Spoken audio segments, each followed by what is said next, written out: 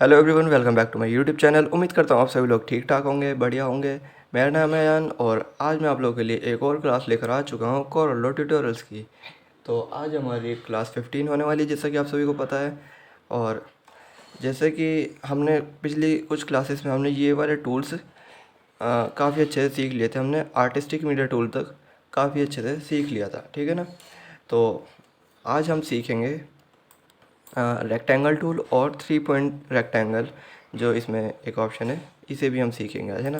तो ये दोनों चीज़ों को आज हम अच्छे से सीखेंगे। वैसे हमने रेक्टेंगल टूल पे काफ़ी सारा काम पिछली कई वीडियोस में कर लिया है, लेकिन जैसे कि हम यहाँ से सीखते हुए आ रहे हैं अपने टूल्स को, तो अभी रेक्टेंगल के साथ एलिप्स वगैरह ये सब चीज़ें इसी तरीके से हम लाइन वाइज सीखेंगे और आपको भी समझ आता रहेगा कि जी हमने यहाँ तक अच्छे से सीख लिया है। तो अब लाइन वाइज हम चल रहे हैं, इसी तरीके से हम सीखते रहेंगे आगे भी। और उम्मीद कर रहा हूँ आपको ये क्लासेस पसंद आ रही होंगी, कुछ आपके काम में भी आ रही होंगी। तो अगर आपके कुछ ये काम में आ रही हों वीडियोस और यूज़फुल आपको लग रही हो तो प्लीज़ कमेंट में बताया कीजिए। तो चलिए आज की वीडियो हम स्टार्ट करते हैं बिना किसी देरी के। तो सबसे पहले मैं यहाँ पर ले लेता हूँ रेक्टेंगल टूल, और इससे आप अभी तक मुझे यकीन है कि काफ़ी अच्छे से वाकिफ़ हो चुके होंगे। तो रेक्टेंगल टूल हमने यहाँ पे ले लिया है और रेक्टेंगल टूल का यूज़ सिंपल ऐसे होता है, जैसे कि हमें कहीं पर भी एक रेक्टेंगल रखना है तो हमने जिस भी तरीके से उसे रखना है उस तरीके से रख सकते हैं। नीचे से हमें लंबा करना है उसको, इस तरीके से एक चौड़ा करके रेक्टेंगल रखना है ना। बड़ा और छोटा जिस तरीके से भी हम रखना चाहें रख सकते हैं, ठीक है। लेकिन रेक्टेंगल टूल का एक और तरीके से हम यूज़ कर सकते हैं जिससे कि उसका शेप बराबर आए। जैसे कि आपने देखा ना कि यहाँ पर हम जिस भी तरीके से कर रहे हैं तो इसका तो शेप सही नहीं आ रहा है। अब मान लीजिए मुझे एक रेक्टेंगल चाहिए जो कि चारों साइड से एकदम बराबर हो, ठीक है ना। तो उसके लिए हम क्या करेंगे, रेक्टेंगल को बनाने से पहले हम कंट्रोल की प्रेस कर लेंगे अपने कीबोर्ड से। कंट्रोल की को प्रेस करेंगे, होल्ड करके रखेंगे और उसके बाद अपना रेक्टेंगल बनाना स्टार्ट करेंगे। तो ये देखिए यहाँ पर अभी मैं इसको कहीं पे भी लेके जाऊँ तो ये बिगड़ेगा नहीं बिल्कुल भी। ये जिस तरीके से इसकी चारों साइड्स बिल्कुल बराबर चलती रहेंगी। जहाँ पे भी जाके मैं क्लिक छोड़ूंगा तो ये हमारा रेक्टेंगल एक तैयार हो जाएगा जिसकी चारों साइड्स एकदम बराबर हैं, ठीक है। समझ में आ रही होगी बात, उम्मीद कर रहा हूँ। तो इसको मैं डिलीट कर देता हूँ। अब आती है बात एक और रेक्टेंगल टूल के हवाले से। क्या करते हैं हम यहाँ पे, ये तो हो गया जी, कंट्रोल के साथ हमने प्रेस किया और इसने हमने चारों साइड से अपने बराबर हमें एक रेक्टेंगल बना के दे दिया, है ना। अब हमें क्या करना है, हमें जैसे हम शिफ्ट के साथ इसको प्रेस करेंगे। अब आप शिफ्ट के साथ भी काम देख लीजिए इसका कि क्या होता है। मैंने शिफ्ट की प्रेस करके रखी अपने कीबोर्ड से और अपना रेक्टेंगल बनाना स्टार्ट किया यहाँ पर।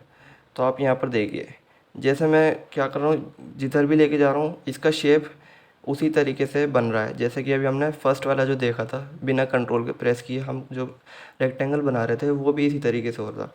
लेकिन आपने इसमें एक चीज़ नोटिस की होगी कि अगर मैं इसको राइट साइड पे लेके जा रहा हूँ तो लेफ़्ट साइड का जो आप हिस्सा देख रहे हैं वो अपने आप उतना ही बढ़ता जा रहा है जितना मैं इस राइट साइड से आगे बढ़ा रहा हूँ। और मान लीजिए अगर मैं इसको नीचे की साइड पे लेके जाऊँगा तो ऊपर की साइड पे भी ये ऑटोमेटिकली बढ़ता जाएगा जितना भी हम इसको नीचे की साइड बढ़ाएंगे। और फिर क्लिक हमने छोड़ दिया तो ये उसी तरीके का एक रेक्टेंगल बन गया। तो शिफ्ट के साथ हम रेक्टेंगल टूल का यूज़ इस तरीके से करते हैं जब हमें रेक्टेंगल की दोनों साइड्स हमें बराबर लेके चलनी है। मान लीजिए मैं यहाँ से एक रेक्टेंगल बनाना स्टार्ट करता हूँ शिफ्ट के साथ प्रेस करके, और राइट से भी वो उतना ही बढ़ता जाएगा और लेफ़्ट से भी उतना ही बढ़ता जाएगा। हालांकि इसका शेप बराबर नहीं होगा, देखिए जैसा कि मैं कर रहा हूँ ना, ये नीचे करेंगे तो मतलब पतला भी हो जाएगा बड़ा भी हो जाएगा। लेकिन ये है कि दोनों साइड से बराबर चलता रहेगा इस तरीके से, ऐसे, ठीक है। और अब एक काम होता है रेक्टेंगल टूल का, जैसे हमने कंट्रोल के साथ देख लिया इसको और शिफ्ट के साथ भी देख लिया। अब हम क्या करेंगे इसको हम शिफ्ट और कंट्रोल के साथ दोनों को प्रेस करके रेक्टेंगल बनाएंगे और उसके बाद हम देखते हैं कि क्या इसका रिज़ल्ट निकल के आता है। तो मैंने यहाँ पे रेक्टेंगल टूल ले रखा है, हम यहाँ से कीबोर्ड से हम प्रेस करेंगे कंट्रोल और शिफ्ट, दोनों को प्रेस करके रखेंगे, होल्ड करेंगे, ठीक है। और उसके बाद हम यहाँ पर बनाना शुरू करेंगे रेक्टेंगल। तो आपने देखा जैसे ही कंट्रोल और शिफ्ट का जो दोनों के काम होते हैं ये वही कर रहा है यहाँ पर। ये हमें चारों साइड से एक साथ बराबर भी कर रहा है, जो कि कंट्रोल का काम होता है ना। और ये जितना भी मैं इसको ऊपर या नीचे लेके जाऊँगा तो ये उतना ही दूसरी साइड से भी इसको लेके जा रहा है, बढ़ा रहा है, जो कि शिफ्ट का काम होता है। ठीक है ना।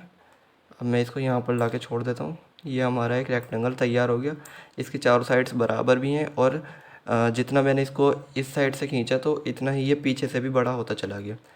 जैसे कि कंट्रोल से प्रेस किया तो यहाँ पर ये इस तरीके से बन रहा था, और शिफ्ट से प्रेस किया तो ये इस तरीके से बन रहा था, और कंट्रोल और शिफ्ट के साथ प्रेस किया तो ये इस तरीके से बनेगा, जो कि चारों साइड से बड़ा भी होता रहेगा और बराबर भी रहेगा। तो उम्मीद करता हूँ आपको ये बातें समझ में आ रही होंगी। और एक चीज़ मैं आपको और बता दूँ, यहाँ पर हमने एक रेक्टेंगल रख दिया, तो यहाँ पर आपने देखा इसकी प्रॉपर्टीज़ बार में जो कुछ चेंजेस हैं, जैसे कि यहाँ पे 3 तरीके के कॉर्नर्स के कुछ ऑप्शन हैं। ठीक है, और ये चीज़ें मैं आपको ऑलरेडी बता चुका हूँ। शेप टूल वाली क्लास में हमने ये काफ़ी अच्छे से समझ लिया था।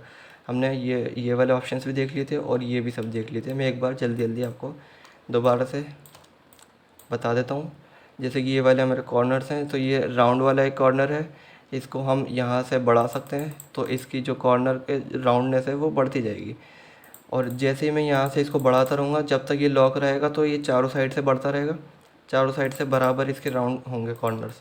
और अगर मैंने इसका लॉक यहाँ से खोल दिया तो हम जिस भी साइड को बढ़ाएंगे सिर्फ वही साइड बढ़ेगी और दूसरी वाली नहीं बढ़ेगी। ठीक है, जैसे कि मैं यहाँ से बढ़ा रहा हूँ तो ये बढ़ रही है और बाकी सारे वहीं पर ही हैं। इसको हम लॉक कर देंगे तो चारों साइड्स फिर से बराबर चलने लगेंगी। उसी तरीके से ये वाला ऑप्शन भी है। मैं इसको पहले 0 कर देता हूँ। ये वाला ऑप्शन भी है, यहाँ से हम इसको बढ़ा सकते हैं, कॉर्नर्स अंदर की तरफ राउंड कर देता है ये। और उसके बाद एक ये वाला ऑप्शन भी है, ये कॉर्नर्स को एकदम फ्लैट कर देता है इस तरीके से। और इसका एक तरीका ये भी है, मैंने शेप टूल में आपको ये बता दिया था कि यहाँ से इसके कॉर्नर्स को पकड़ के भी इस तरीके से राउंड कर सकते हैं। मतलब हमें राउंड करना है या जो भी शेप लेना है वो हमें ले सकते हैं। अब यहाँ से तो हम नंबर डाल दें या फिर इसको ऐसे करके बढ़ाते रहें तो वो तो थोड़ा सा उसमें टाइम भी लग सकता है। तो हमें जितना चाहिए हम इसको इस तरीके से ले सकते हैं। और अगर एक कॉर्नर करना है तो हमें उस पर क्लिक करेंगे और सिर्फ एक कॉर्नर को कर देंगे, बाकी सारे नहीं होंगे। ठीक है, ये था हमारा रेक्टेंगल टूल, जो कि काफ़ी अच्छे से मैंने आपको समझा दिया है।